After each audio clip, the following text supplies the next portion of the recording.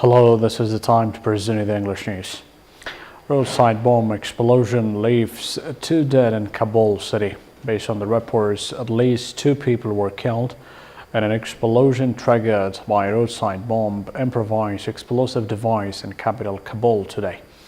According to the security officials, the incident took place at around 7 a.m. local time in the vicinity of Paghman district. Deputy spokesman for the Ministry of Interior say that 2 civilians were killed after a roadside bomb went off in the Punba village. He said at least 1 civilian also sustained injuries in the explosion, but is yet not clear who was targeted. Of the attack. No individual or group has so far claimed responsibility behind the explosion.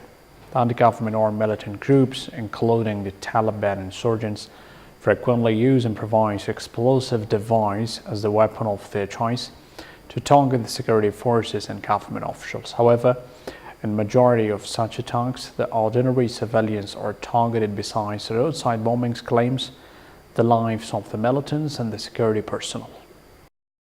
Russia's Vladimir Putin has said he will seek another term as president in next year's election. He made the announcement in a speech to workers at a car factory in the Volga city of Nizhny Novgorod. "I will put forward my candidacy for the post of president of Russia Federation," he said. Mr. Putin has been in power since 2000, either as a president or prime minister. He wins the March election, he will be eligible to serve until 2024. Russian TV journalist has already said she will stand in the election, but opinion polls suggest Mr. Putin will win easily. Russia's main opposition leader, Alexei Navalny, has been formally barred from standing because he was found guilty of embezzlement, a charge he claims was politically motivated. 5 members of an Indian family were killed and 2 injured by shelling from Pakistani troops on Sunday along the line of control, the de facto border between India and Pakistan, according to the army and police official. Both sides were engaging in heavy shelling despite a 15-year-old ceasefire between the nuclear-armed rivals in the area, the official said.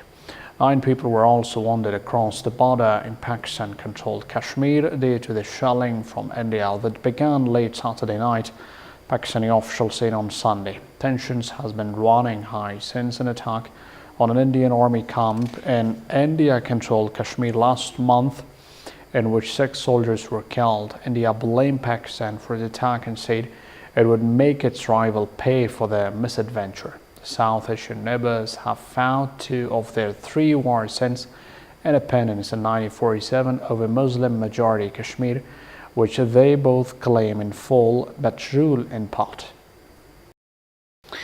And Turkish and Free Syrian army forces took control of the town of Afrin in northwestern Syria on Sunday morning, President Recep Tayyip Erdogan has said. Turkey's state-run Anadolu news agency quoted that President is saying the city was entirely under control from 8:30 Turkish time. It came after Kurdish YPG forces pulled out of the city over the weekend, almost 2 months today since Turkey launched a military operation to attack the town and its surrounding province. Turkish-backed Syrian rebel fighters said the rebels entered before dawn on Sunday.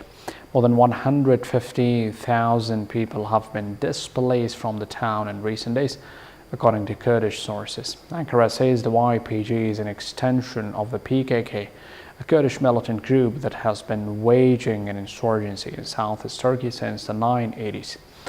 But the YPG was an ally to the United States and other threats of the Syrian civil war, including battles against the Islamic State group.